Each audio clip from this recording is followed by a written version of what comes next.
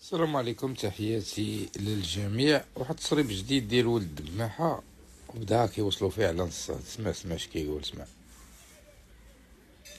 أنا بسبب اتباع النظام والمخابرات ديالكم خسرت زوجتي وأولادي، عادوا ينعتوني بالخائن وما بغاو راضين ولا حابين يتكلموا معايا.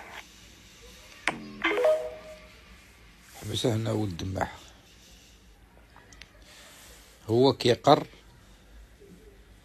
ان ولادو ومرتو وعائلتو كيصنفوه خائن وما بقاوش كيبغيو يدويو معاه وما كيقبلهاش من المغاربة، وكيأكد ان السبب اللي وصلوا لهادشي هما المخابرات الجزائرية. والسيمانة رسلي مي شحال هذا قال لكم راه طريق الكابرا ناس كحله او ديال الاعلامي ديال 4 ريال. دابا هذا مشكل تخلات عليه الجزائر فضيحه، رجع للمغرب فضيحتين. هو